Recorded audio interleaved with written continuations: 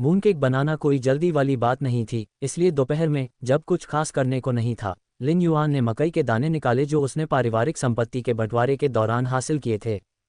उसने ध्यानपूर्वक एक छोटे से कटोरे में मोटे दाने भरे, उन्हें पानी से धोया, धूप में सुखाया और अपने परिवार के 2 छोटे पेटू बच्चों के लिए एक छोटा सा नाश्ता बनाने निकल पड़ी। उसने बड़े बर्तन में तेल डाला, फिर उसमें मक्के के दाने डाले, बर्तन को ढक्कन से ढक दिया और उसे तेज आंच पर रख दिया। जब उसकी बड़ी बहन ने बताया कि वहाँ स्वादिष्ट व्यंजन हैं, तो जियाओ लिनशून का चेहरा उत्सुकता से चमक उठा, लेकिन जैसे ही उसने बोलने के लिए अपना मुंह खोला, उसने बर्तन से पॉप पॉप की आवाज़ सुनी, जिससे वह इतना डर गई कि वह ज़मीन पर गिर पड़ी और लिन वेई इतनी डर गई कि रसोई से भाग गई। क्या इससे बर्तन आसमान में उड़ जाएगा? हाँ हाँ, तुम दोनों को देखो, अत्यधिक मज़ेदार। हाँ हाँ, लिन युआन जानती थी कि यह आवाज़ आएगी और वह उत्सुकता से उनकी प्रतिक्रियाओं को देख रही थी, लेकिन फिर भी उसे उनकी नाटकीय प्रतिक्रियाएं हास्यास्पद लगीं।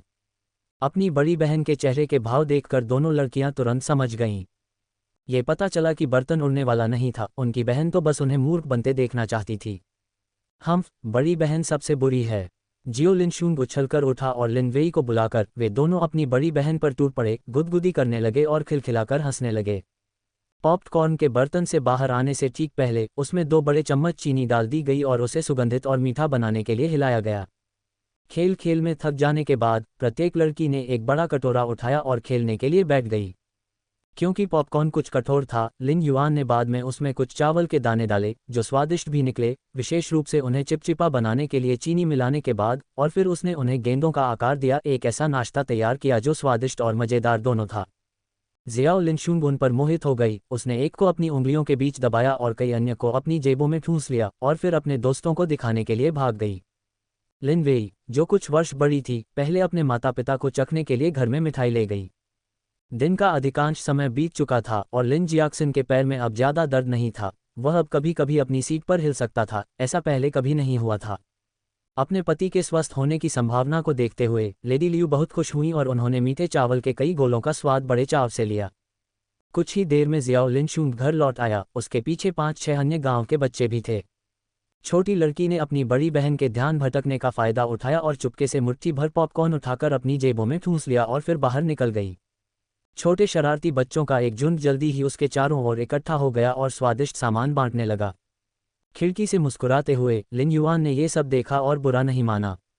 वह हमेशा अपने दोस्तों के साथ उदार रहती थी और गांव के बच्चे भी उनकी तरह घास फूस में पले बड़े थे तथा उन्हें रोजाना भोजन के लिए संघर्ष करना पड़ता था। यह विश्वास करना कठिन था कि मात्र 10 दिन पहले ही वे एक ही नाव में थे और अब चीजें इतनी बेहतर हो गई थीं। शाम को लिन फुबुई बैलगाड़ी चलाते हुए लिन चांगकिंग के साथ पहुंचे। गाड़ी उन वस्तुओं से भरी हुई थी जिन्हें लिन युआन ने उससे उस दिन पहले खरीदने के लिए कहा था। चांगकिंग वहां विशेष रूप से अपने स्वामी के सामने झुकने के लिए गया था। यद्यपि औपचारिक प्रशिक्षुता समारोह को छोड़ दिया गया था, फिर भी प्रणाम को छोड़ा नहीं जा सकता था। ईमानदार चांगकिंग ने घुटने टेके और दृढ़ता से 3 बार प्रणाम किया और अपने माथे पर एक गहरे कीचड़ के निशान के साथ उठ खड़ा हुआ, जिसे देखकर जियो लिनशून और उसकी बहनें बहुत प्रसन्न हुईं। बिस्तर पर जाने से पहले लिन युआन ने एक बड़े बेसिन में 10 जिन सोयाबीन भिगोए। यह मात्रा टोफू के 2 से अधिक टुकड़े बनाने के लिए पर्याप्त थी, लेकिन सोया दूध को पीसने में थोड़ी मेहनत लगनी थी। अगर आसपास कोई आदमी हो या फिर एक गधा भी हो तो ये काम आसान हो जाएगा। उसे कल फिर से लिन फुबुई से पूछना होगा कि क्या वह उसके लिए गांव में एक युवा गधा खरीद सकता है। क्योंकि वह अगले दिन मूनकेक बनाना शुरू करने वाली थी, इसलिए उसे उसी रात भरने की सामग्री तैयार करनी पड़ी। मध्य शरद ऋतु महोत्सव के निकट आने के कारण कई लोगों ने पहले से ही बेचने के लिए मूनकेक बनाना शुरू कर दिया था, इसलिए विशिष्ट मूनकेक भरावन आसानी से मिल गया। दरअसल जैसे ही लिन फुबुई को पता चला कि लिन युआन मूनकेक बनाने का इरादा रखती है, वह उसके लिए शहर से 20 जिन प्रसंस्कृत मूनकेक भरवां वस्तु ले आया था। इस मूनकेक के लिए भराई पारंपरिक 5 अखरोट किस्म है। लिन युआन ने इसका स्वाद चखा, ये काफ़ी ताज़ा था, लेकिन स्वाद खैर यह उतना अच्छा नहीं था जितना उसने खुद बनाया था। इसलिए उसने इसमें थोड़ी चीनी, तेल और भुने हुए तिल मिला दिए। तभी 5 अखरोट की भराई सही हो गई। स्वाभाविक रूप से उसने बहन गुइजी से तिल खरीदा, जो पैसे लेने के लिए अनिच्छुक थी, लेकिन अंततः लिन युआन के तरीकों से सहमत हो गई। पारंपरिक 5 मेवों की भराई तैयार होने के साथ ही उन्होंने लाल बीन्स और बेर भी तैयार किए। उसने लाल बीन्स को एक छोटे बर्तन में रात भर भिगोया और अगले दिन उसे केवल पकाने और तेल में तलने की जरूरत थी। हालांकि बेर का पेस्ट बनाना अधिक श्रमसाध्य था, क्योंकि उन्हें छीलने और गुठली निकालने के अलावा उन्हें पके हुए बेरों को पीसकर गूदा बनाना पड़ता था। यद्यपि उसने अच्छी मात्रा में बेर खरीदे थे, फिर भी उसने बहुत अधिक बेर बनाने की योजना नहीं बनाई थी, क्योंकि इसमें बहुत समय लगता और मेहनत लगती, क्योंकि उसके घर में बेर के पेस्ट को पीसने के लंबे काम के लिए कोई भी उपयुक्त नहीं था। दरअसल वह कुछ डबल योक मूनकेक भी बनाना चाहती थी। यद्यपि इन मूनकेक में दो दो अंडे खाए जाते थे, फिर भी इन्हें उनके शुभ अर्थ के कारण संजोया जाता था। इसके अलावा पिछले कुछ दिनों में चाची वांग और तीसरी चाची ने उसके लिए काफ़ी अंडे एकत्र किए थे। 10 डबल जर्दी मूनकेक बनाना कोई समस्या नहीं होनी चाहिए। जहां तक सांचों की बात है तो उन्होंने हॉट टू हॉट और हैप्पी मैरिज का चयन किया। अगली सुबह लिन युआन व्यस्त होने लगा। भीगी हुई लाल फलियां रात भर में काफ़ी फूल गई थीं और हाथों से अच्छी तरह रगड़ने से वह उन्हें छील सकी। फिर उसने फलियों को उबालने के लिए एक बड़े बर्तन में आधा पानी भर लिया। तेज आंच पर उबाल लाने के बाद उसने इसे आधे घंटे तक धीमी आंच पर पकने दिया ताकि यह सुनिश्चित हो सके कि फलियां पूरी तरह पक गई हैं। काश मेरे पास प्रेशर कुकर होता, उसने खुद से कहा जब वह बीन्स को ठंडा करने के लिए एक बेसिन में डाल रही थी। लिन युआन ने बेर के गूदे को, जिसे उसने और लेडी लियू ने अभी अभी तैयार किया था, भाप देने के लिए एक बर्तन में रख दिया। बेर लाल बीन्स की तुलना में तेजी से पकते हैं और जल्द ही वे तैयार हो गए और उनसे लगभग 3 कटोरे भर गए। लिन युआन ने अनुमान लगाया कि एक बार इसे पीसकर पेस्ट बना लेने पर लगभग 1.5 कटोरी पेस्ट प्राप्त होगा, जो 10 मूनकेक के लिए पर्याप्त होगा। लिन चांगकिंग सुबह सुबह आ गया। प्रशिक्षु के रूप में अपने पहले दिन उन्हें अभी तक कोई वास्तविक कार्य करने की आवश्यकता नहीं पड़ी। उन्हें मूल बातों से शुरुआत करनी पड़ी। लिन जियाक्सिन द्वारा उसे आधे दिन का निर्देश देने और थककर आराम करने के बाद लिन चांगकिंग ने खुद को मुक्त पाया, जो संयोगवश लिन युआन के लिए एक वरदान के रूप में आया। क्या यह मुफ्त मजदूर मिलने जैसा नहीं था? लिन चांगकिंग को बेर का पेस्ट बनाने के कठिन कार्य की जिम्मेदारी सौंपी गई। लिन वेई ने लैन हुआ को भी बुलाया, जिसने लिन युआन के साथ मिलकर लाल फलियों को पीसने का काम अपने ऊपर ले लिया। चून की लाल सेम के पेस्ट से बने मूनकेक स्वादिष्ट थे और उन्हें बनाना भी आसान था, इसलिए उन्होंने काफ़ी मात्रा में लाल सेम भिगोए थे। दोपहर तक सभी लोग व्यस्त थे और अभी तक काम खत्म नहीं हुआ था। लानहुआ भाई बहनों ने दोपहर के भोजन के लिए घर जाने और काम जारी रखने के लिए वापस लौटने की बात कही, लेकिन लिन युआन ने उन्हें जाने से मना कर दिया। उसने उन्हें काम जारी रखने को कहा जबकि वह स्वयं आटा गूंथने और पैनकेक बनाने में लग गई। लिन चांगकिंग की भूमिका सिर्फ बेर के पेस्ट में मदद करने की थी। उसके बाद उसके पास करने के लिए कुछ नहीं बचा था, और ये देखते हुए कि वह उसके पिता का प्रशिक्षु था, मूलतः उसका सौतेला भाई, लिन युआन को उससे थोड़ा सा मुफ्त काम लेने में कोई हिचकिचाहट नहीं थी। हालांकि लैन हुआ का मामला अलग था। उनके अच्छे संबंध और मदद करने के लिए पहले से सहमत होने के बावजूद उन्हें अभी भी मूनकेक और टोफू बनाना था। ये स्पष्ट था कि केवल लिन वेई और वह पर्याप्त नहीं होंगे। इसलिए लिन युआन ने लैन हुआ को भी अपने साथ शामिल करने का फैसला किया। क्योंकि मूनकेक अभी तक नहीं बिके थे, लिन युआन को यकीन नहीं था कि वह कोई पैसा कमा पाएगी, इसलिए वह लैन हुआ के सामने ये दावा नहीं कर सकती थी कि वह उसे कितनी चांदी देगी। वह भी केवल इतना ही वादा कर सकती थी कि वह उसे शहर में सबसे अधिक सहायक दर पर भुगतान करेगी। यदि मूनकेक अच्छी तरह बिक गए तो वह उसे बोनस भी देगी। हालांकि लिन युआन के मूनकेक अनोखे स्टाइल के थे, लेकिन लैन हुआ को उम्मीद नहीं थी कि इससे उन्हें बहुत लाभ होगा और वह हंसते हुए सहमत हो गई। जब तक लिन युआन ने इन मूनकेक से अच्छा खासा मुनाफा नहीं कमाया और अपनी खुद की पेस्ट्री की दुकान भी नहीं खोली, तब तक लैन हुआ वास्तव में आश्चर्यचकित नहीं हुई। एक बार जब लाल बीन्स को पीस लिया गया तो उन्हें भूनने का समय आ गया। लाल सेम का पेस्ट पर्याप्त रूप से तेलयुक्त होना चाहिए, अन्यथा पकाते समय मूनकेक टूट सकते हैं। लिन युआन ने एक बड़े बर्तन में लाल बीन्स को तेल डालकर तब तक भूना जब तक कि पेस्ट चिपचिपा और सुगंधित न हो जाए। बेशक वह अंत में चीनी डालना नहीं भूली। बेर का पेस्ट तैयार करने के बाद लिन युआन ने अंडों पर काम करना शुरू कर दिया, उन्हें उबालना और छीलना शुरू कर दिया, केवल जर्दी को ही रखा। जहां तक अंडे की सफ़ेदी का सवाल है, वह स्वाभाविक रूप से किसी छोटे पेटू के पेट में पहुंच गई। आदर्श रूप से नमकीन बत्तख के अंडे की जर्दी सबसे अच्छी होगी, लेकिन चून की बत्तख के अंडे मिलना कठिन था, इसलिए जब परिस्थितियां अनुकूल हों तो वह नमकीन मुर्गी के अंडे भी लेने पर विचार करेंगी। मूनकेक को पैक करना उतना ही सरल था जितना बन को लपेटना। वह आटे में भरावन लपेटकर एक गोल गेंद बनाती और फिर उसे एक सांचे में छापती। इस तरह एक सुंदर सा मूनकेक तैयार हो जाता। मेज पर तरह तरह के मूनकेक देखकर लैन हुआ की लार टपकने लगी और वह बोली, ये सिर्फ मूनकेक नहीं हैं, ये गहनों से भी ज्यादा सुंदर हैं। जियाओ लिनशुंग एक को छूने और दूसरे को छूने से खुद को रोक नहीं पाए। उसकी छोटी उंगलियां मूनकेक की सतह पर उकेरे गए पैटर्न को धीरे से छू रही थीं और वह खुशी से खिलखिला रही थी। चूंकि यह मूनकेक बनाने का उसका पहला प्रयास था, इसलिए लिन युआन ने बहुत अधिक मूनकेक नहीं बनाए, केवल स्वाद के लिए लगभग 1 दर्जन बनाए। उसने पहले कभी इस अस्थायी ओवन का उपयोग नहीं किया था, इसलिए यह प्रयोग के लिए एकदम सही था। उसने मूनकेक को 2 बैचों में पकाया। पहले बैच से उसे ओवन के स्वभाव का अनुभव प्राप्त करने में मदद मिली, इसलिए पहले बैच के पके हुए मांस का स्वाद विशेष रूप से अच्छा नहीं था। उन्हें पहले अधपके होने के बाद ओवन में वापस रखना पड़ा, फिर भी इस बार उन्हें बहुत देर तक रखा गया और वे थोड़ा जल गए। सौभाग्य से भराए अभी भी ठीक थी, इसलिए वे खाने के लिए पर्याप्त थे। पहले बैच के अनुभव के साथ मूनकेक्स का दूसरा बैच काफ़ी बेहतर निकला। ओवन से बाहर निकलने से पहले ही हवा में एक ताज़ा खुशबू फैल गई। न केवल लिन वेई और उसकी बहन दौड़कर आईं, बल्कि लैन हुआ ने भी अपना चेहरा लगभग ओवन में डाल दिया।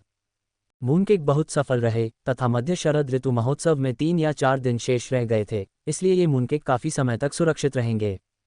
इसलिए लिन युआन ने शेष सभी मूनकेक बेक किए और अगले दिन उन्हें शहर में बेचने के लिए तैयार हो गया। अगली सुबह लिन युआन ने लिन वेई और लैन हुआ को सेम पीसने का काम सौंप दिया और भाग्य कमाने के रास्ते पर मूनकेक से भरी टोकरी के साथ निकल पड़ा। उसके जाने से पहले लैन हुआ ने उसकी बांह पर रहस्यमयी पकड़ बनाकर उसे एक तरफ खींच लिया और गपशप की। पता चला कि उनकी युवा मालकिन लिन सियू की सगाई हो गई थी। जहां तक इस बात का सवाल है कि उसकी सगाई किस परिवार के बेटे से हुई थी, यह अभी तक स्पष्ट नहीं है। केवल इतना ही पता चला है कि वह निश्चित रूप से अमीर या कुलीन परिवार का था। लिन युआन को आमतौर पर ऐसे मामलों में कोई रुचि नहीं थी। लिन सियू की शादी अच्छी हुई या बुरी, इससे उसे कोई सरोकार नहीं था, जब तक कि इससे उसका अपना जीवन प्रभावित न हो। चूंकि उसने पहले से तैयारी नहीं की थी, इसलिए लिन युआन के पास मूनकेक वाली टोकरी के अलावा कुछ भी नहीं था। इसलिए शहर में पहुंचने पर वह सबसे पहले किराने की दुकान पर रुकी, वही जगह जहां से उसने पहले कटोरे खरीदे थे। दुकान के मालिक बुजुर्ग दंपति का उपनाम माँ था। स्वाभाविक रूप से उन्होंने इसका नाम ओल्ड माँ ग्रोसरी स्टोर रखा था और सभी लोग उनके बेटे को शियाओ माँ कहकर बुलाते थे। इस युवक को वह अच्छी तरह याद थी और जब उसने सुना कि उसे मूनकेक के लिए कागज़ की ज़रूरत है, तो उसने तुरंत उसे पुआल कागज़ की 100 शीटें तथा साथ ही पतली भान की रस्सी भी उपलब्ध करा दी। सच तो यह है कि लिन युआन को इतने कागज़ की ज़रूरत नहीं थी, क्योंकि वह केवल मूनकेक का एक हिस्सा ही लेकर आई थी। आखिरकार टोकरी इतनी छोटी थी कि उसमें ज़्यादा लोग नहीं आ सकते थे। जहां तक अपनी दुकान लगाने की बात है, इस बार उसने लोहार की दुकान पर सिस्टर गुइजी की तलाश नहीं की, बल्कि वह सड़क के किनारे एक दुकान पर गई जो खाद्य वस्तुओं में विशेषज्ञता रखती थी। यह क्षेत्र लोगों से भरा हुआ था और दाहिनी ओर मोड़ लेने के कुछ ही दूरी पर फूमन बिल्डिंग थी। मूनकेक बेचना सब्जियों को बेचने जैसा नहीं हो सकता, जहां उन्हें बस जमीन पर फैलाया जा सकता है। इसलिए लिन युआन लियूजी को ढूंढने गया ताकि उसके लिए एक लंबी मेज ला सके। इस मामूली बात के लिए दुकानदार से परामर्श की आवश्यकता नहीं थी। लियूजी को अपने कमरे में एक अप्रयुक्त मेज मिली। ये फूमन बिल्डिंग की मेजों जितनी मूल्यवान नहीं थी।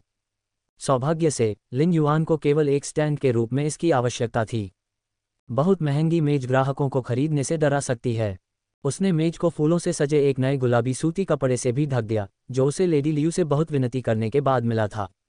यदि लेडी लियू को पता चलता कि जिस फूल के कपड़े को वह बहुत कीमती मानती थी और जिसे वह अपने कपड़ों के लिए इस्तेमाल नहीं कर सकती थी, उसका इस्तेमाल उनकी बेटी मेज पर कपड़ा बिछाने के लिए कर रही है, तो वह शायद दिल के दर्द से बेहोश हो जाती। मध्य शरद ऋतु महोत्सव के निकट आने के कारण शहर में सचमुच बहुत सारे मूनकेक विक्रेता थे।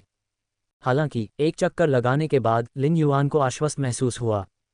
मूनकेक या तो गोल या गोलाकार थे और सबसे अलंकृत वाले में केवल ऊपर एक पंखुड़ी चिपकी हुई थी या एक साधारण नक्काशीदार पैटर्न था। लेकिन वे पैटर्न, खैर, वे शायद ही सराहनीय थे। इसलिए जब लिन युआन ने अपनी टोकरी से मूनकेक निकाले तो उसने सभी की आंखें चौंधिया दी और यहाँ तक कि अन्य मूनकेक विक्रेता भी उनकी प्रशंसा करने के लिए आगे आए। हालांकि वहाँ बहुत से दर्शक मौजूद थे, लेकिन खरीदारी करने वाले बहुत कम लोग थे। किसी कारण से नहीं, बल्कि कीमत के कारण। वे सोने और चांदी से बने होंगे और प्रत्येक की कीमत आधा ताइल चांदी होगी। मिस, भले ही आपके मूनकेक नए हों और उनमें भराई दुर्लभ हो, फिर भी वे खरीदारों को आकर्षित करने के लिए बहुत महंगे हैं। छोटी बच्ची, तुम्हें अपने चाचा की सलाह माननी चाहिए। अपनी उम्मीदें बहुत ऊंची मत रखना, वरना नुकसान हो सकता है। एक बूढ़ा आदमी जो दावा करता था कि वह 10 साल से अधिक समय से मूनकेक बेच रहा है, काफी देर तक उसकी दुकान की ओर इशारा करता रहा। जाहिर तौर पर तिरस्कार के साथ उसने अपना सिर हिलाया और अपनी दुकान पर लौट गया। लिन युआन ने न तो बुरा माना और न ही बहस की, बल्कि केवल मुस्कुराया। उनके मूनकेक कभी भी आम लोगों के लिए नहीं थे। आज उन्होंने इस स्थान को इसलिए चुना क्योंकि यह फूमन बिल्डिंग के नज़दीक था, जहां अक्सर अमीर और प्रतिष्ठित लोग आया करते थे। वह अपने मूनकेक को विशेष रूप से धनी लोगों को बेचना चाहती थी। अरे नहीं, ये सही नहीं है, धनी लोगों की सेवा करने के लिए। निस्संदेह उसका निर्णय सही था। कुछ ही देर में कई भव्य रूप से सजी हुई घोड़ागाड़ियां वहां से गुजरी और सभी विक्रेता अपना सामान लेकर जोर जोर से चिल्लाने लगे। उस बूढ़े आदमी ने एक गाड़ी का पीछा भी किया, दोनों हाथों में मूनकेक लहराते हुए। मिस इन मूनकेक पर एक नज़र डालिए, वे बहुत स्वादिष्ट हैं, क्यों न कुछ खरीद कर खाया जाए। गाड़ी ने रुकने का कोई इरादा नहीं दिखाया। हालांकि पर्दा थोड़ा सा हिला और कुछ तांबे के सिक्के बाहर आ गए। बूढ़ा आदमी, जो स्पष्ट रूप से ऐसी घटनाओं का आदी था, तुरंत रुक गया और हंसते हुए तथा उनका धन्यवाद करते हुए जमीन से तांबे के सिक्के इकट्ठा करने के लिए दौड़ा। लिन युआन ने आश्चर्य से देखा। ऐसा प्रतीत हुआ कि उस गाड़ी में बैठी कुलीन युवती ने उसे भिखारी समझ लिया था। वह कभी भी इस तरह की अशोभनीय भीख नहीं मांगेगी, और यदि वह भविष्य में धनवान भी हो गई तो भी वह कभी भी गरीबों को इस तरह से अपमानित नहीं करेगी। यद्यपि लिन युआन ने अपना विज्ञापन करने के लिए जोर शोर से अपने सामान का प्रचार नहीं किया, लेकिन उसके पास अन्य तरीके भी थे, जैसे कि मुफ्त नमूने देना। कल जब वह मूनकेक बना रही थी तो उसने विशेष रूप से कई छोटे मूनकेक बनाए थे, जिनमें से प्रत्येक तांबे के सिक्के से थोड़ा बड़ा था। अपने छोटे आकार के बावजूद वे गुणवत्तायुक्त सामग्री से बनाए गए थे और प्रत्येक की परत पर बेर के फूल की उत्कृष्ट नक्काशी थी। नमूना लेने का ये तरीका स्वाभाविक रूप से कारगर साबित हुआ, और अपनी पैनी नज़र से वह एक ही नज़र में बता सकती थी कि कौन अमीर घराने का नौकर है। अपनी प्रशंसा के साथ उसने जल्द ही मिश्रित नट्स मूनकेक के 2 भाग और लाल बीन पेस्ट मूनकेक के 3 भाग बेच दिए। वहाँ एक युवती भी थी जो पहले ही घोड़ागाड़ी में जा चुकी थी, लेकिन उसने अपनी नौकरानी को वापस बुला लिया ताकि वह फूलों के खिलने और चांद के पूरे होने के 2 डबल जर्दी वाले मूनकेक खरीद सके। हालांकि यह युवती विवेकशील थी, लिन युआन आसानी से बता सकता था कि वह वसंत से प्रभावित थी। लिन युआन ने खुशी खुशी अपने मूनकेक बेचे, और जिस बूढ़े व्यक्ति ने उसे पहले व्याख्यान दिया था, उसने मुट्ठी भर चांदी के केक को देखा। वह आश्चर्यचकित था कि लड़की वास्तव में उन्हें बेचने में कामयाब रही थी। अपना ध्यान रखना, सुंदर लड़की, मैं तुम्हें विश्वास दिलाता हूं कि तुम्हारी मालकिन उन्हें प्यार करेगी। और अगर आपको इनाम मिलता है तो मेरे सामान का प्रचार करना मत भूलना। उसने खुशी से दूसरे अमीर सज्जन की निजी नौकरानी को अलविदा कहा, अपने हाथ में चांदी का वजन करते हुए और इतनी बड़ी मुस्कान के साथ कि उसकी आंखें लगभग अदृश्य हो गईं। उसकी नज़र उस क्षेत्र पर पड़ी और अचानक उसे बाईं ओर मुड़ते हुए एक आकृति दिखाई दी जो उसके सबसे बड़े चचेरे भाई जैसी दिख रही थी। लेकिन क्या लिन योंगचेंग को स्कूल में नहीं होना चाहिए था? वह चुनफेंग बिल्डिंग से बाहर आकर क्या कर रहा था? लैन हुआ के अनुसार यह जुमा टाउन में आनंद का सबसे बड़ा अड्डा था, एक ऐसी जगह जहां आप अपनी जेब में चांदी के बिना पैर रखने की हिम्मत नहीं करेंगे। लिन युआन ने अपने दिल में ठंडी सांस ली, लेकिन इस बारे में और कुछ न सोचते हुए उसने अपना चेहरा दूसरी ओर कर लिया। उसकी चाची हमेशा घर में गरीबी का रोना रोती थीं और चांदी का दान देने से इनकार कर देती थीं। ऐसा लगता है कि वह ये सब अपने बेटे के लिए बचा कर रख रही थी। हालांकि लिन युआन ने यह नहीं देखा कि लिन योंगचेंग, जिसके पैर कमजोर थे, कुछ सहपाठियों के साथ चुनफेंग बिल्डिंग से बाहर निकला था और उसने भी उस पर नजर डाली थी। उसका दिल धड़क उठा, अगर यह छोटी लड़की घर पर गपशप करेगी तो उसे बूढ़े आदमी से परेशानी होगी। लिन योंगचेंग की आंखें घूम गईं और वह अकादमी की ओर वापस लौट गया। उसके पास उसे बोलने से रोकने के तरीके थे। कुछ ही देर में लिन युआन द्वारा लाए गए मूनकेक आधे बिक गए। इन परिष्कृत और ताज़ा मूनकेक्स ने स्पष्ट रूप से कई लोगों को प्रसन्न किया, विशेष रूप से उन अमीर युवा महिलाओं को जो हाथ पैर पर सेवा करने की आदी थीं, शायद ही कभी अपने दरवाजे से बाहर निकलती थीं, और उन्हें ये अत्यधिक वांछनीय लगे। कुछ को नौकरानियों ने अपनी प्रेमिकाओं को खुश करने के लिए खरीदा था, कुछ को युवतियों ने खोजा था जिन्होंने यात्रा से लौटने के बाद लोगों को उन्हें खरीदने के लिए भेजा था, और निश्चित रूप से कुछ को सुंदर युवकों ने अपनी प्रेमिकाओं के लिए उपहार के रूप में खरीदा था। जैसा कि लिन युआन ने भविष्यवाणी की थी, दोहरी जर्दी वाले मूनकेक और आनंदमय मिलन को दर्शाने वाले मूनकेक लगभग छीन लिए गए थे। ऐसा लगता है कि चाहे आधुनिक युग हो या प्राचीन काल, प्रेमियों का पैसा कमाना सबसे आसान है। कियान चुवांजी, युवा मास्टर अंडरस्को एक जैसे ही उसने नए मूनकेक डिज़ाइनों की गणना की और शेष केक गिने। लिन युआन ने एक धुन गुनगुनाई, पूरी तरह से आनंद लेते हुए। अचानक पास से एक आदमी की आवाज़ आई, वाह, ये मूनकेक काफ़ी ताज़ा हैं, प्रत्येक की कीमत 2 टैल चांदी है। क्या ये भरावन चांदी को पीसकर बनाया गया है या फिर क्या है? क्योंकि डबल योक मूनकेक सीमित मात्रा में बनाए गए थे, लेकिन उनकी बिक्री बहुत अच्छी थी, इसलिए लिन युआन ने आवेग में आकर प्रत्येक की कीमत 2 टैल चांदी तक बढ़ा दी थी। इन स्पष्ट रूप से उत्तेजक शब्दों को सुनकर लिन युआन को निश्चित रूप से पता चल गया कि कोई उसके फलते फूलते व्यवसाय से ईर्ष्या कर रहा है। निश्चित रूप से जब उसने ऊपर देखा तो उसने एक 17 या 18 वर्षीय युवक को अपने हाथ में बीन पेस्ट मूनकेक को सहजता से उछालते हुए देखा। उसकी कुशल चाल कुछ हद तक सड़क पर प्रदर्शन करने वालों के करतब दिखाने के करतबों से मिलती जुलती थी। लिन युआन ने काम करना बंद कर दिया, अपनी बाहों को पार किया और उत्तेजक तरीके से जवाब दिया, मेरे प्यारे महोदय, आपके हाथ में जो मूनकेक है वह 2 टैल के लायक नहीं है। ओह, युवक ने अपनी भौहें उठाईं, एक हाथ से अपनी ठुड्डी को सहलाया और उत्सुकता से आंखें सिकुड़ते हुए पूछा, क्या ये हो सकता है कि वह महिला मुझे देखकर इतना सुंदर और शिष्ट लग रही हो कि वह मुझ पर मोहित हो गई हो, इसलिए वह मुझे मुफ्त में मूनकेक देना चाहती है। लिन युआन ने इस आत्ममुग्ध व्यक्ति पर लगभग अपना पूरा खून छिड़क दिया। इससे पहले कि वह कुछ बोल पाती, युवक ने मूनकेक को अपने होठों से लगा लिया। चूंकि यह मामला है, तो मैं उस महिला के दयालु इरादों को कैसे निराश कर सकता हूँ। मैं अनिच्छा से आपका छोटा सा उपहार स्वीकार करूंगा। अरे, तुम मेरा मूनकेक क्यों चुरा रहे हो? लिन युआन ने तुरंत मूनकेक छीन लिया जो लगभग उसकी लार से दूषित हो चुका था, और घृणा से उसे 2 उंगलियों के बीच पकड़ते हुए कहा, सर, ये 10 टैल चांदी होगी। व्यापार में निष्पक्षता सुनिश्चित करने के लिए मुझे आपको खाने से पहले कीमत बतानी होगी, कहीं ऐसा न हो कि बाद में कोई भुगतान करने से इनकार कर दे। भुगतान करने से इनकार? युवक पहले तो लिन युआन की तेज मूनकेक चोरी से हैरान हुआ, फिर उसकी नुकीली घुमावदार उंगलियों से क्रोधित हुआ, और अब वह उसके इस आशय से घबरा गया कि वह उस प्रकार का व्यक्ति है जो बिना भुगतान किए खा लेगा। क्या वह हमेशा दूसरों को परेशान करने वाला व्यक्ति नहीं रहा है? आज वह इस किशोरी से कैसे पराजित हो गया? नहीं, नहीं, ऐसा बिल्कुल नहीं होगा। यदि उस बदबूदार बूढ़े आदमी लाओ फैंग को पता चल गया, तो क्या वह हमेशा के लिए हंसी का पात्र नहीं बन जाएगा? रुको, इस लड़की की आवाज़ इतनी परिचित क्यों लग रही थी? जिया झेंग ने भौहें चढ़ाईं जब उसने उस तेजतर्रार युवती को गौर से देखा, जिससे उसका पहले भी कहीं सामना हुआ था। लिन युआन को उसकी निगाहों के सामने असहज महसूस हुआ। उसे लगा कि उसके इरादे कामुक हैं, और उसने मूनकेक को कसकर पकड़ लिया, और यदि उसका कामुक स्वभाव सामने आता तो उसे अच्छी तरह से पीटने के लिए तैयार हो गई। उसकी हरकतें देखकर जिया झेंग को तुरंत वह दिन याद आ गया जब उसके माथे पर कंकड़ मारा गया था। आह! तो यह आप है? जिस क्षण लिन युआन ने उसकी आवाज़ की पिच को एक सप्तक तक बढ़ते सुना, उसने मूनकेक को थप्पड़ मारा जो अब उसके गंदे हाथों से खराब हो गया था, सपाट और वापस चिल्लाया, तुम और मैं क्या?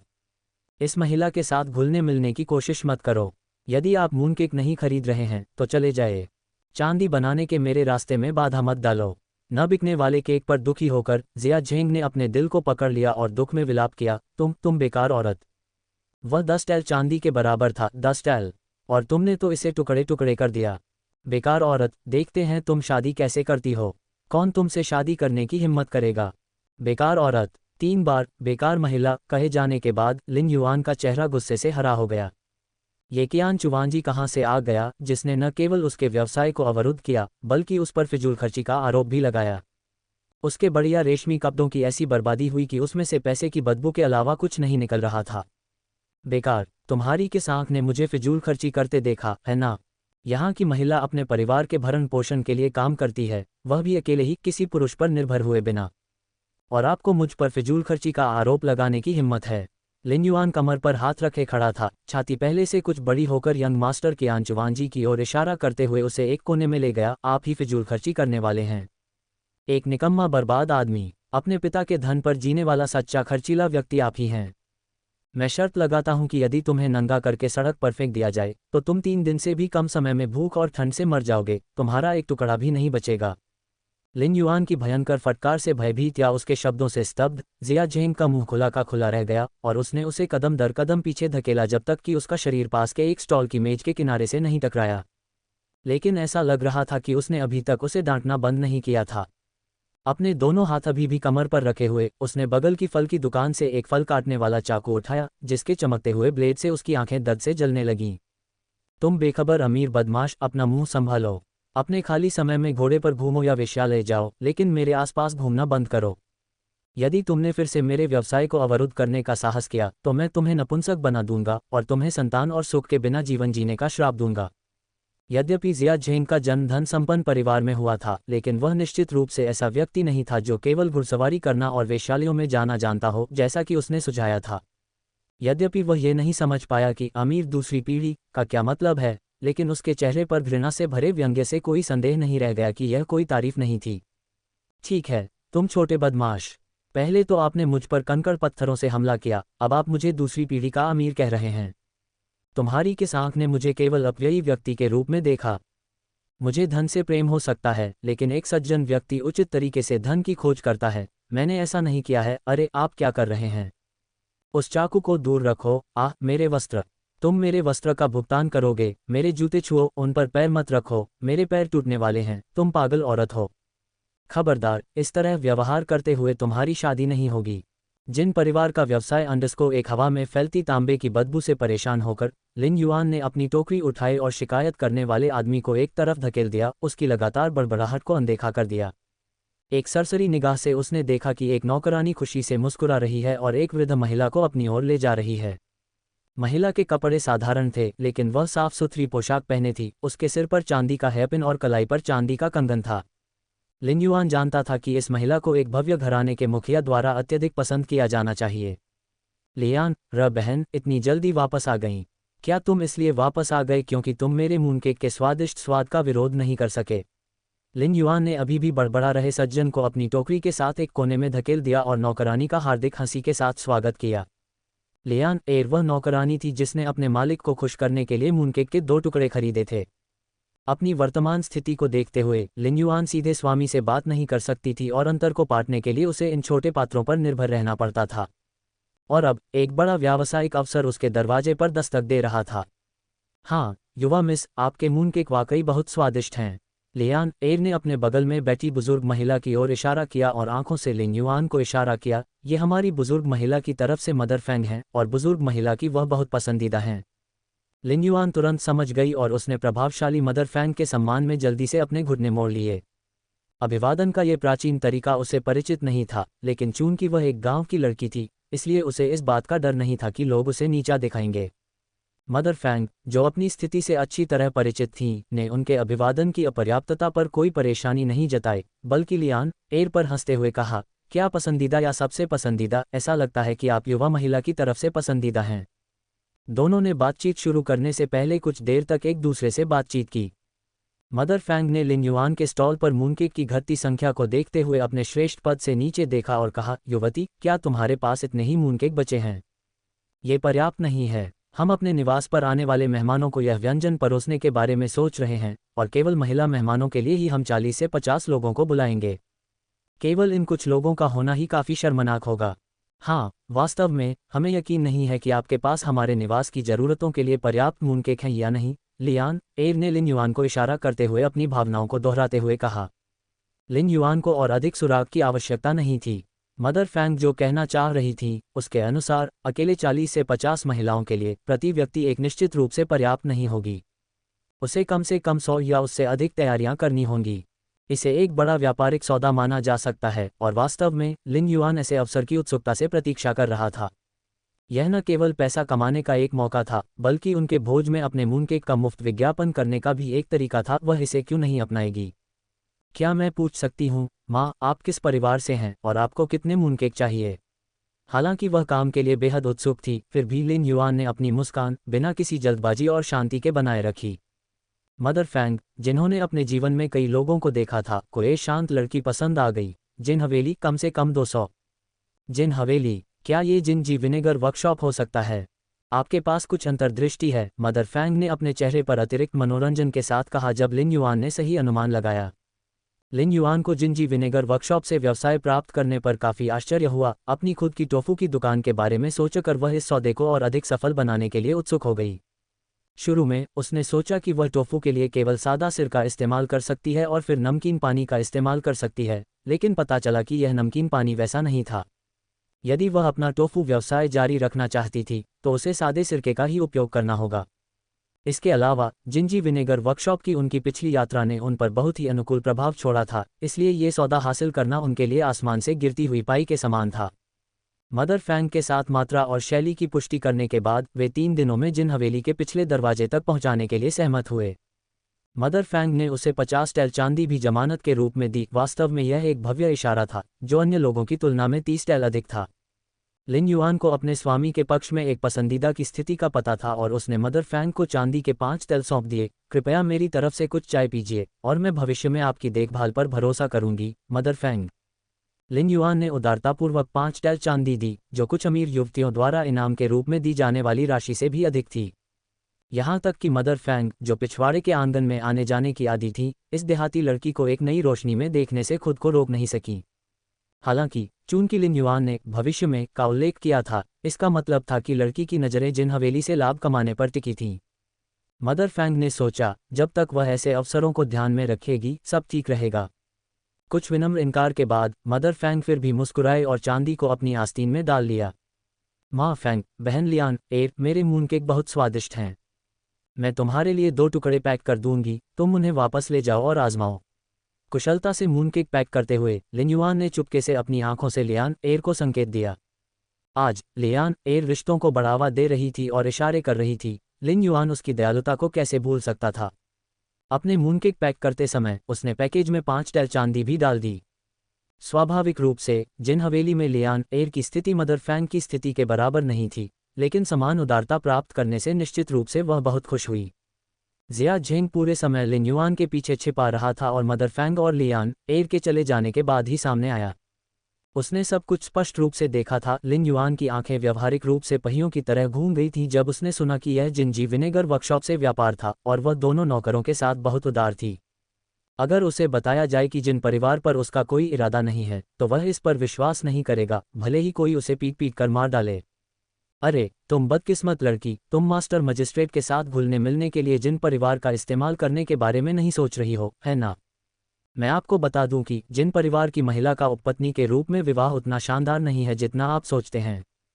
हाल ही में मैंने सुना है कि मास्टर मजिस्ट्रेट को वेश्यालय की एक लड़की पसंद आ गई। उसने न केवल उसे मुक्त कराया बल्कि उसे उपपत्नी के रूप में अपने निवास में भी ले आया। कई प्रयासों के बावजूद वह उपपत्नी उस बूढ़े लंपट को वापस लाने में असमर्थ रही है, यहाँ तक कि अपने सौतेले बेटे के सामने खड़े होने का साहस भी नहीं कर पाई है। लिन युआन ने अपनी बाहें पार की और संकुचित आंखों से उसे देखा जबकि वह लगातार बोलता जा रहा था। जब से उसे पता चला कि वह वही युवक था जो उस दिन घोड़ागाड़ी को लापरवाही से चला रहा था, तब से उसके बारे में उसकी धारणा खराब हो गई थी। हालांकि उसने सुना था कि वह उस दिन वास्तव में एक भागती हुई गाड़ी को रोकने की कोशिश कर रहा था, हालांकि ऐसा करने का उसका तरीका निश्चित रूप से अपरंपरागत था। तो मास्टर यंग सर, ये पता चला है कि आप न केवल अपने पूर्वजों पर निर्भर रहने वाली एक अमीर दूसरी पीढ़ी हैं, बल्कि आंतरिक तिमाहियों की तुच्छ बातों के विशेषज्ञ भी हैं, एक सच्चे गपशप करने वाले। ओह, मैं तो प्रभावित हूँ। क्या पुनर्जन्म लेते समय आपने कोई गलत रास्ता अपनाया था? क्या आप चाहेंगी कि मैं, आपकी महारानी, कुछ प्रयास करूं और आपको पुनर्जन्म का प्रयास करने के लिए वापस भेजूं? लिन युआन को चाकू लहराते और उसके साथ करतब दिखाते देख जिया झेंग ने लगभग अपनी जीभ काट ली। हे भगवान, वह सचमुच एक कठोर महिला थी जिसके साथ खिलवाड़ नहीं किया जा सकता था। ये याद करते हुए कि उसकी यात्रा का उद्देश्य अभी पूरा नहीं हुआ था, जिया झेंग ने मूनकेक पर नजर डाली और कहने ही वाला था कि वह सब ले जाएगा, तभी उसने अपने पीछे शोरगुल बढ़ता सुना। लिन युआन ने भी यह सुना और उसने देखा घमंडी युवा बदमाशों का एक समूह उनकी ओर चला आ रहा था, और जैसे ही वे पास आए वे सड़क के किनारे लगे स्टॉलों को लापरवाही से पलट रहे थे। गिराए गए स्टॉलों के मालिकों ने एक शब्द भी बोलने की हिम्मत नहीं की, बल्कि वे जल्दी से किनारे की ओर छिप गए, जिससे पता चला कि ये स्थानीय गुंडे थे। हालांकि लिन युआन का ध्यान पीछे बैठे युवक पर केंद्रित था जिसका आधा चेहरा टोपी के नीचे छिपा हुआ था। यद्यपि वह उसके चेहरे के भाव नहीं देख सकती थी, परंतु उसके शरीर के आकार और चलने के तरीके से वह उसे पहचान सकती थी, भले ही वह राख में बदल जाए। क्या वह उसका दूसरा भाई लिन योंगले नहीं था? ऐसा लग रहा था जैसे वे सीधे उसकी ओर आ रहे हों। लिन युआन ने अपनी आंखें मूंद लीं, यह महसूस करते हुए कि आज उसकी किस्मत विशेष रूप से अच्छी थी। वह सुबह बॉस लिन योंगचेंग से टकरा गई थी और अब वह नंबर 2 लिन योंगले से टकरा गई। वह इसे संयोग नहीं मानेगी, भले ही इसे उसकी मृत्यु हो जाए। और ऐसा लग रहा था कि यह आदमी अपना तरीका नहीं बदल सकता। पिछली बार उसके पिता ने एक झगड़े को निपटाने के लिए एक पैर से कीमत चुकाई थी। यदि इस बार सचमुच ही उसके पास उसे परेशान करने की हिम्मत थी, तो वह उसे दिखा देगी कि बदले में क्या करना होता है। एक तरफ सरकाना, एक तरफ हटो। एक लंबा व्यक्ति जो स्पष्ट रूप से नेता था भीड़ को धक्का देकर आगे बढ़ा, जो अभी तक रास्ते से हटने में कामयाब नहीं हुई थी, और लिन युआन के मूनकेक स्टैंड के सामने खड़ा हो गया। अपने हाथों को कमर पर रखकर और ऊंची आवाज में बोलते हुए वह चिल्लाया, अरे लड़की, तुम्हें यहाँ दुकान लगाने की इजाजत किसने दी है ना? मैं आपको बता दूं, ये सड़क मेरे वांग तियानबा का मैदान है। क्या तुम मेरी अनुमति के बिना पैसा कमाने के लिए दुकान लगाने की हिम्मत कर सकते हो? आप नियमों के प्रति इतने अनभिज्ञ कैसे हो सकते हैं? लिन युआन ने लिन योंगले की ओर देखा, जो भीड़ में घुल मिल गया था और अपनी पहचान उजागर नहीं कर रहा था, और मन ही मन उपहास किया। ऐसा लग रहा था कि वह किसी ऐसे व्यक्ति से टकरा गई थी जो संरक्षण राशि वसूल रहा था। नियम? बड़े भाई किन नियमों की बात कर रहे हैं? यह मेरा यहाँ पहला दिन है, इसलिए मुझे वास्तव में पता नहीं था। लिन युआन ने अपनी मासूम आंखें चौड़ी करते हुए और अपना छोटा सा चेहरा उठाते हुए कहा। बहुत लंबे वांग तियानबा की तुलना में वह वास्तव में बाघ के पंजे के नीचे एक छोटे सफ़ेद खरगोश जैसी दिखती थी। हा बहन, बड़े भाई, वांग तियानबा ने दिल खोलकर हंसते हुए एक हाथ से उसकी ठुड्डी को सहलाया। उसकी कामुक आंखें लिन युआन को सिर से पैर तक घूर रही थीं। मुस्कुराते हुए कहा, हालांकि तुम थोड़े कमज़ोर हो, लेकिन तुम बहुत सुंदर हो। अगर आप मेरे साथ कुछ अच्छा समय बिताएंगे तो मैं आगे से आपका ख्याल रखूंगा। मैं गारंटी देता हूं कि झूमर टाउन में कोई भी तुम्हारे साथ खिलवाड़ करने की हिम्मत नहीं करेगा। उसके शब्दों के साथ ही अश्लील हंसी की लहर दौड़ गई। उसके पीछे खड़े उसके साथी भी हंसी में शामिल हो गए। कुछ लोग लिन युआन के चेहरे को घूर रहे थे, जबकि अन्य उसकी छाती को देख रहे थे, और कुछ ने तो अपने हाथों को आपस में रगड़ते हुए अपनी किस्मत आजमाने के लिए उत्सुक दिखाई दे रहे थे। जिया झेंग, जिसने उत्साह को देखने के लिए अपनी बाहें पार कर ली थीं, ने एक भान उठाई। उसकी संदेहपूर्ण आंखों से एक खतरनाक रोशनी निकली। जुमा टाउन में वास्तव में कुछ गुंडे थे जो छोटे व्यापारियों से जबरन पैसे वसूल कर अपनी जीविका चलाते थे, लेकिन ये पहली बार था जब उसे ऐसे घृणित और नीच गुंडों का सामना करना पड़ा था जो खुलेआम पक्षपात के लिए सौदेबाजी करते थे। उन्होंने आश्चर्य व्यक्त किया कि ली चांग ने जुमा टाउन को कैसे प्रबंधित किया, जिससे ऐसे लोगों को खुलेआम और बिना किसी परिणाम के दूसरों को धमकाने की अनुमति मिल गई। जैसे ही वह हस्तक्षेप करने और इन नीच लोगों को सबक सिखाने वाला था, उसने देखा कि लिन युआन ने पहले ही चुपचाप फल चाकू उठा लिया था जिसका इस्तेमाल उसने पहले उसे धमकाने के लिए किया था। जिया झेंग ने अपने होठों के कोनों को मोड़ा और चुप हो गया, क्योंकि उसने उसकी चालों को प्रत्यक्ष रूप से अनुभव किया था। यद्यपि उसमें आंतरिक शक्ति और मार्शल आर्ट कौशल का अभाव था, फिर भी उसके तरीके काफ़ी अजीब थे। यदि पिछली बार पत्थर को चकमा देने में उसकी त्वरित प्रतिक्रिया न होती तो शायद उसकी एक आंख अंधी हो जाती। अब वह ये देखने में काफ़ी दिलचस्पी ले रहा था कि इस लड़की के पास कितनी चालें छिपी हैं। लिन युआन की आंखें भी ठंडी हो गईं और उसने अपनी मुठ्ठियां भींच लीं, इन ठगों को सबक सिखाने के लिए तैयार। जब उसने देखा कि पूरी तरह से प्रच्छन्न लिन योंगले चुपचाप वांग तियानबा के पीछे चल रहा है और उसके कान में कुछ फुसफुसा रहा है। हमेशा मुस्कुराते रहने वाले वांग तियानबा ने पहले तो नाराजगी में भौहें चढ़ाईं, लेकिन लिन योंगले के कुछ और फुसफुसाने के बाद वह अंततः मुस्कुराने लगे। स्टैंड पर रखे मूनकेक को देखते हुए अपने होठों को चाटने लगे, मानो लार टपक रही हो। हा, तुम सचमुच बहुत धूर्त हो। ये सही है लड़की, मैंने सुना है कि तुम्हारे ये मूनकेक बहुत महंगे हैं और खूब बिक रहे हैं। तुमने ज़रूर बहुत पैसा कमाया होगा, है ना? चलो चलो चलो, मैं आज तुम्हें अपने साथ चलने के लिए नहीं कहूँगा। बस जल्दी से सुरक्षा राशि सौंप दो ताकि मैं अपने भाइयों को चुनफेंग बिल्डिंग में कुछ मौज मस्ती के लिए ले जा सकूं। तो लिन योंगले अपनी चांदी की तलाश में थी। बड़े भाई, आपको तो पता ही है कि मेरे मूनकेक काफ़ी महंगे हैं, इसलिए ज़्यादा लोग उन्हें नहीं खरीदते। देखो, पूरी सुबह यहाँ रहने के बाद भी मेरे पास बहुत सारे बचे हैं। अगर आपको कोई आपत्ति न हो तो मैं आपके लिए कुछ मूनकेक पैक कर दूं। जहां तक सुरक्षा राशि की बात है, मान लीजिए कि आप इस देहाती लड़की की मूर्खता को माफ़ कर देंगे और मेरे खिलाफ इसे नहीं रखेंगे, ठीक है? लिन युआन ने हंसते हुए नीचे झुककर मूनकेक पैक करना शुरू कर दिया, जैसे कि वे पूरी सुबह नहीं बिके हों। लेकिन इन लोगों को सिर्फ 3 या 2 मूनकेक के साथ कैसे खारिज किया जा सकता था? इसके अलावा लिन योंगले की उपस्थिति में, यदि उसका अनुमान सही था, तो लिन योंगले आज सिर्फ उसके पैसे लूटने के लिए वहां नहीं था। उसने ये भी सुना होगा कि लिन योंगले अपने चाचा को धमकाने और अपनी चाची को डराने के लिए चाकू लहरा रही थी। वह उसे कुछ रंग दिखाने के लिए पुरुषों को साथ लाया। वास्तव में उसने अभी मूनकेक को अपने हाथों में लपेटना भी पूरा नहीं किया था कि वांग तियानबा ने उन्हें जमीन पर पटक दिया और फिर अपना गंदा पैर उठाकर उसने उन्हें जोर से एक तरफ धकेल दिया और जोर से चिल्लाया, बेवकूफ़ लड़की, मेरे सामने बेचारी रोना बंद करो। क्या तुम सोचते हो कि मैं मूर्ख हूँ? मेरे भाइयों ने अभी अभी स्पष्ट किया है कि तुमने आज सुबह कम से कम 30 या 40 टन चांदी बनाई है। चालाकी बंद करो और अभी पैसे सौंप दो। उन्होंने ये स्पष्ट कर दिया था। लिन युआन जमीन पर बिखरे कुछ मूनकेक को देख रही थी। हालांकि वे सबसे मूल्यवान किस्म के नहीं थे, उन्हें उसके परिवार द्वारा थोड़ा थोड़ा करके, टुकड़े टुकड़े करके बनाया गया था, केवल उसके द्वारा कचरे की तरह फेंक दिए जाने और रौंद दिए जाने के लिए। वह ये कैसे सहन कर सकती थी? 4 टुकड़े, 4 टैल चांदी। लिन युआन ने धीरे से अपना सिर उठाते हुए होठों से फुसफुसाया। यद्यपि उसके शब्द छोटे, कोमल और धीमे थे, लेकिन जिस क्षण उसने ऊपर देखा और वांग तियानबा पर अपनी निगाहें जमाईं, उसके पैरों के तलवों से एक अकथनीय ठंड उठी, जिससे वह अनियंत्रित रूप से कांप उठा और अनैच्छिक रूप से पीछे हट गया। लेकिन फिर उसे याद आया कि वह तो अभी किशोरावस्था में है, इसमें डरने की क्या बात है? इसके अलावा उसके पीछे 1 दर्जन से अधिक भाई थे। फिर भी जब वह बोला तो थोड़ी हकलाहट थी। क्या आपने क्या कहा? मैंने कहा, अगर मैं चांदी नहीं सौंपूंगा तो क्या होगा? आप क्या करना चाहते हैं? लिन युआन ने अपने होठों को मोड़ा और अपनी नज़रें अपने सामने खड़े पुरुषों पर घुमाईं। उनमें से अधिकांश ने साधारण कपड़े पहने हुए थे और अनैतिक व्यवहार कर रहे थे, स्पष्टतः वे सड़क पर घूमने वाले बदमाश थे। लेकिन वहाँ कुछ युवा पुरुष भी थे जो लिन योंगले की तरह साफ सुथरे कपड़े पहने हुए थे, संभवतः किसी अकादमी के बुरे छात्र थे जो पढ़ाई नहीं कर रहे थे और चुपके से इन बदमाशों के साथ जुड़ गए थे। वांग तियानबा ने अपने हाथ आपस में जोड़ लिए, अपनी कलाइयों पर घेरा बना लिया और क्रूरतापूर्वक धमकी दी, नहीं दे रहे हो? अगर तुम ऐसा नहीं करोगे तो मैं तुम्हें यहाँ अपने भाइयों को इनाम दूंगा और फिर वेश्यालय में बेच दूंगा। ठीक है, बड़ा भाई शक्तिशाली है। बेटी, चिंता मत करो, हम भाई तुम्हारे साथ अच्छा व्यवहार जरूर करेंगे, हा हा। युवती बहुत दुबली पतली है, हमारे नीचे मत टूटो, हा हा। वांग तियानबा के सभी अनुचर अश्लीलता से हंसने लगे और भीड़ के बीच छिपे लिन योंगले ने भी उनकी हंसी में शामिल होकर उसे अपनी बहन नहीं माना, मानो जिसे छेड़ा जा रहा था वह सड़क पर रहने वाली कोई अनजान महिला हो जिसे वे जानते ही नहीं थे। तो क्या आप पैसे देने जा रहे हैं या नहीं?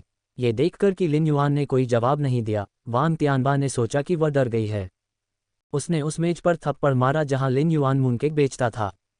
वह मेज लियूजी के घर की एक पुरानी मेज थी और उसके थप्पड़ को सहन नहीं कर सकी, मेज हिलने लगी और गिरने के कगार पर लग रही थी। लिन युआन ने मेज की ओर देखा जो अभी भी उसके थप्पड़ से कांप रही थी, और जमीन पर गिरे मूनकेक की ओर देखा। वह अपनी बात पर अड़ी रही और बोली, मुझसे पैसे मांग रहे हो? बड़े भाई, क्या आपने आते समय केवल मेरे द्वारा कमाए गए धन के बारे में ही पूछा था? क्या आपने मेरी प्रतिष्ठा के बारे में नहीं सुना? मैं गांव में लिटिल डिजास्टर स्टार के नाम से जाना जाता हूं, जो भी मुझसे भिड़ेगा उसका भाग्य खराब हो जाएगा। भाग्य खत्म, लिटिल डिजास्टर स्टार? हा हा। वांग तियानबा खिलखिला कर हंसा, लेकिन फिर उसके चेहरे के भाव अचानक बदल गए। उसने लात मारकर मेज का एक पैर तोड़ दिया। ये तुरंत ढह गया और इस पर लगे मूनकेक जमीन पर लुढ़क गए।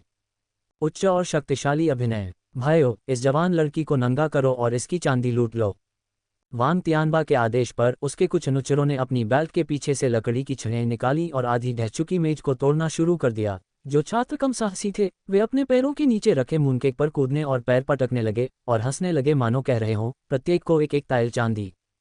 हा हा, आज मैं भी खूब लुटाऊंगा, 1 2 3 टाइल। अन्य लोग पहले ही वांग तियानबा के नेतृत्व का अनुसरण कर चुके थे और अपनी आस्तीनें चढ़ाकर लिन युआन को घेर लिया था। बेकार रिश्तेदारों को नियंत्रित करना _1 इससे पहले कि ये लोग उस पर हाथ डाल पाते, जिया झेंग ने पहले ही लिन युआन को उसकी रक्षा के लिए अपने पीछे खींच लिया था।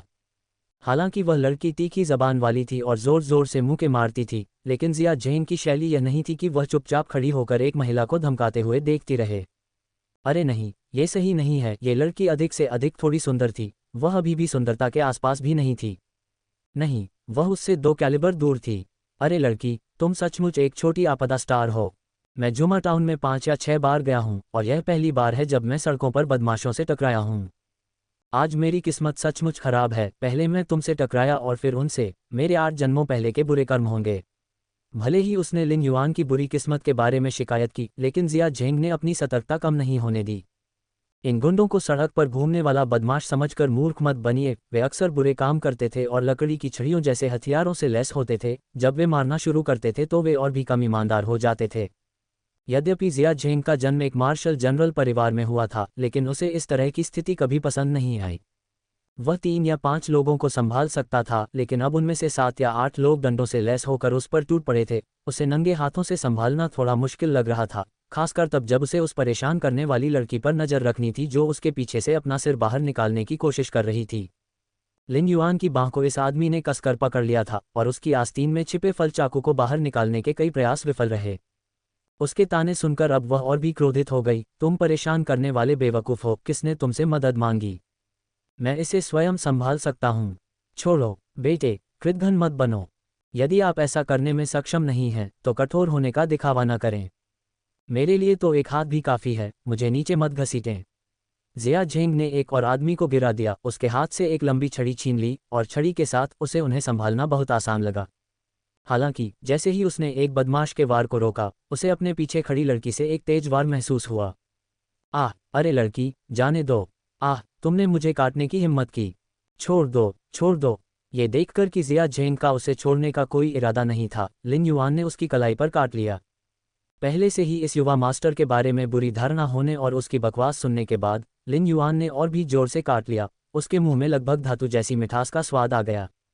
यह महसूस करते हुए कि लड़की उसे अपनी रक्षा करने नहीं देने पर अड़ी हुई है, जिया झेंग के पास उसे जाने देने के अलावा कोई विकल्प नहीं था। वह पहले ही उनमें से अधिकांश बदमाशों से निपट चुका था, इसलिए उसकी सुरक्षा के बिना भी उसे संभवतः कोई नुकसान नहीं पहुंचता। जिया झेंग की पकड़ से मुक्त होने के बाद लिन युआन ने तिरस्कारपूर्वक थूका और अपने हाथ के पीछे से अपने होठों को तेजी से पोंछा। पुतुई, न केवल आप में तांबे के सिक्कों की गंध आती है, बल्कि आपके खून का स्वाद भी कड़वा और खट्टा होता है। पुतुई, लोगों को पीटने में व्यस्त युवा मालिक लगभग अपना पैर खो बैठा और उसे एक छड़ी से चोट लगते लगते बची। इतनी जहरीली जीभ के साथ यह आश्चर्य करने के लिए मजबूर करता है कि वह किस वंश में पैदा हुई थी। लिन युआन ने एक बदमाश से एक छड़ी छीन ली जिसे उसने गिरा दिया था और तेजी से दूसरे हमलावर को जमीन पर गिरा दिया। कई लातें मारने के बाद वह गुंडे पर कुछ और बार पैर रखना नहीं भूली। कमीने, तुम्हें अपनी किस्मत का शुक्रगुजार होना चाहिए कि मैं इतनी क्रूर नहीं हूं, वरना मैं तुम्हें पहले ही चाकू से नपुंसक बना चुकी होती। गुंडे ने उसकी आंखों में दहशत भरी नजरों से देखा, उसकी निगाहें भय और विस्मय से भरी थीं। इस लड़की ने किसी को पीटते समय पलक तक नहीं झपकाए। क्या वह सचमुच एक महिला थी? इस खलनायक से निपटने के बाद लिन युआन ने किसी के बारे में सोचा। उसकी बड़ी बड़ी आंखें रडा की तरह उन छात्रों पर नजर रख रही थीं जो मूनकेक्स पर उत्पात मचाने में व्यस्त थे, और निश्चित रूप से उनमें से एक छात्र उसके साथ लाए कपड़े के थैले में खोजबीन कर रहा था। दुर्भाग्यवश कुछ घास के कागज और बढ़िया भान की रस्सी के अलावा बैग में कुछ भी नहीं था, सिवाय कबाड़ के। यहाँ तक कि एक भी चांदी नहीं थी। लिन योंगले ने कुछ देर तक खोज की, लेकिन उसे एक तांबे का सिक्का भी नहीं मिला। हताश और क्रोधित होकर उसने अपना बैग नीचे फेंक दिया और जैसे ही वह खड़ा होने वाला था, तभी उसे अचानक अपने ऊपर बुरी ऊर्जा का उभार महसूस हुआ। ऊपर देखने पर उसने देखा कि एक सुंदर लड़की झुककर उसे घूर रही है। सहज ही उसने अपनी टोपी का किनारा ठीक करने के लिए हाथ बढ़ाया। लिन योंगले अभी बोलने ही वाला था कि उसने देखा कि लिन युआन के होंठ मुड़ गए हैं और वह उससे कुछ कह रहा है। वह समझ नहीं पाया कि उसने क्या कहा, लेकिन उसने देखा कि उसके हाथ में पकड़ी लकड़ी की छड़ी तेजी से उसकी पीठ पर लगी, उसके बाद उसकी कमर, पैरों और बाहों पर भी।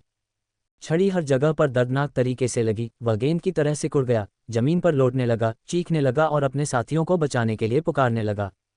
अन्य छात्रों ने शोरगुल सुनकर जमीन पर जो कुछ भी पाया उसे उठाया और लिन युआन की ओर चल पड़े। जिया झेंग चौंक गया और वांग तियानबा का पीछा छोड़ने ही वाला था कि उसने देखा कि लिन युआन ने अपना हाथ पकड़ा, अपनी छड़ी घुमाई और उन लोगों की कमर और पिंडलियों पर बाएं और दाएं दोनों तरफ से वार किए। इस लड़की में सचमुच कुछ अंतर्दृष्टि थी। यद्यपि वह मार्शल आर्ट नहीं जानती थी, फिर भी वह जानती थी कि अपने शत्रुओं पर अधिकतम नियंत्रण पाने के लिए मानव शरीर पर कहाँ प्रहार करना है। जिया झेंग ने आराम किया और वांग तियानबा के लोगों से निपटने पर ध्यान केंद्रित किया। लिन युआन ने जिन लोगों को देखा वे सभी सामान्य रूप से धनी घरों के छात्र थे, जो गंभीरता से अध्ययन नहीं करते थे, बुरे बनना चाहते थे, लेकिन दूसरों को चोट पहुंचाने या नुकसान पहुंचाने का साहस नहीं रखते थे। बचपन से ही कभी शारीरिक श्रम न करने के कारण वे मुर्गे की तरह कमजोर थे। वे लिन युआन से कैसे तुलना कर सकते थे, जो कठिन शारीरिक श्रम करने का आदी था और महिलाओं की आत्मरक्षा कौशल जानता था। उसकी पिटाई से वे सभी अपने पैरों को पकड़कर दर्द से छटपटाने लगे। लिन योंगले, जो पहले से ही सबसे बुरी तरह प्रभावित था, को खड़े होने का मौका नहीं मिला। अब इन लोगों द्वारा कुचले जाने और दबाए जाने से उसकी शिकायतें आसमान तक पहुंच गईं। उन्हें सुझाने के बाद लिन युआन ने उनकी अव्यवस्था का फायदा उठाया और जल्दी से लिन योंगले के पैर की पहचान की। ये वह व्यक्ति था जिसके कारण उसके पिता कान पर पड़े रहे, जो आधे साल तक नीचे उतरने में असमर्थ रहे। ये वह व्यक्ति था जिसने उसके परिवार को गरीबी और पीड़ा में डुबो दिया था, जिससे उसके माता पिता और बहन को परेशानी हुई थी। अब ये व्यक्ति कुछ दसियों चांदी के लिए ठगों और बदमाशों के एक गिरोह को उसे लूटने और नुकसान पहुंचाने के लिए उकसा रहा था, और यहाँ तक कि उसे बर्बाद करके वेश्यालय में बेचना चाहता था। ये तथाकथित परिवार का सदस्य था, वह पोता जो अपने दादा दादी की नज़र में सबसे अधिक होनहार था, जो लड़कियों की अपेक्षा लड़कों को अधिक महत्व देते थे, जो इस होनहार पोते के लिए अपने बच्चों और पोते पोतियों को छोड़ सकते थे। लिन युआन जितना अधिक सोचती, वह उतना ही अधिक क्रोधित होती जाती। लिन योंगले के प्रति उसकी नाराजगी और भी बढ़ गई।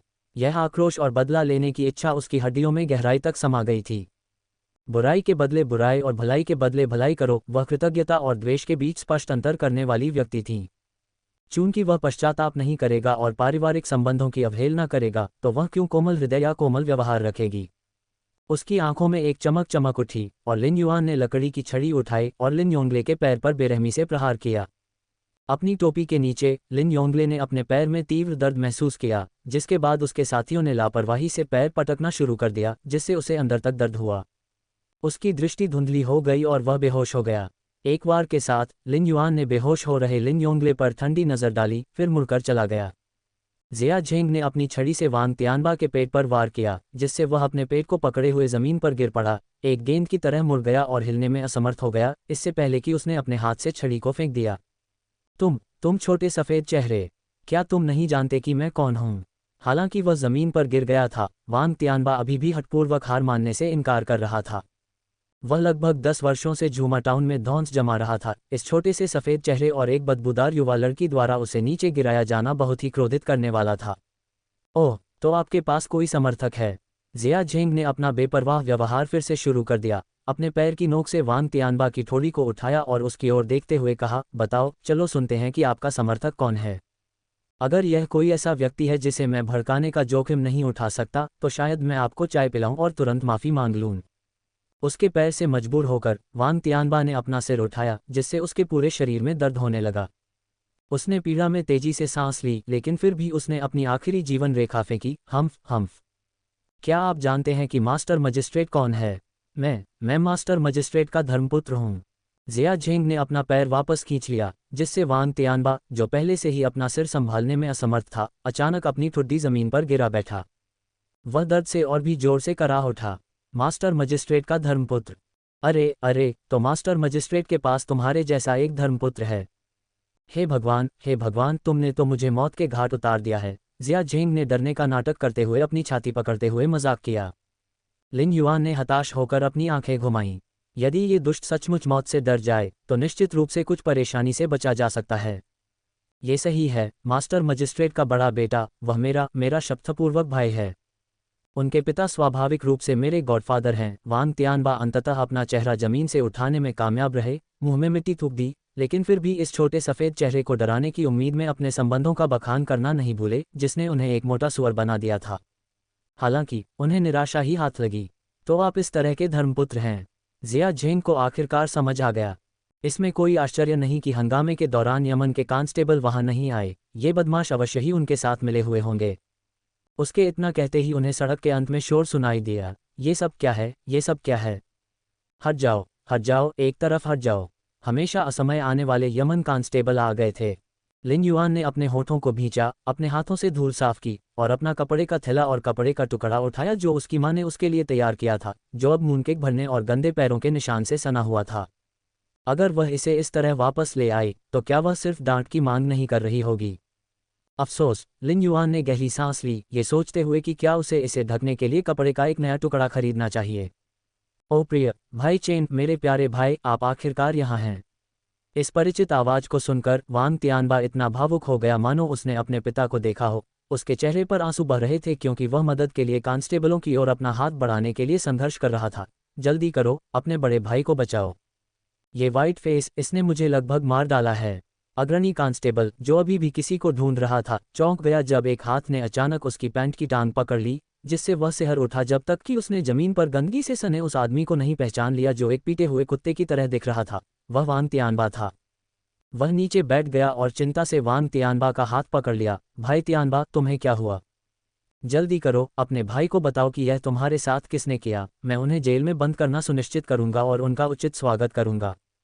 वांग तियानबा के आंसू और नाक का पानी और भी अधिक बहने लगा जब वह जिया झेंग पर आरोप लगाते हुए रोने लगा, जो आराम से अपने जेड पेंडेंट के साथ छेड़छाड़ कर रहा था, और लिन युआन, जो अपने खराब हो चुके मूनकेक गिन रहा था। वे दोनों, ये नीच बदमाश कानून की अवहेलना करते हैं, सभी प्रकार के बुरे काम करते हैं और मेरे भाइयों को इस हालत में पीटते हैं।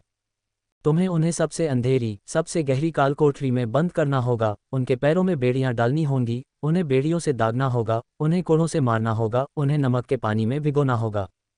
अरे भाई, तुम्हारे पैर क्यों कांप रहे हैं?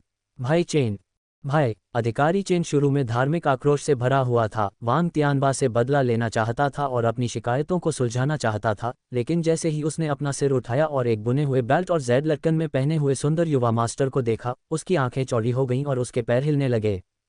यहाँ तक कि जिस हाथ ने वांग तियानबा की कलाई को कसकर पकड़ रखा था, वह भी तुरंत वापस खींच लिया गया और उसने 3 फीट की दूरी बनाए रखी, अंततः पीछे हटना बंद कर दिया।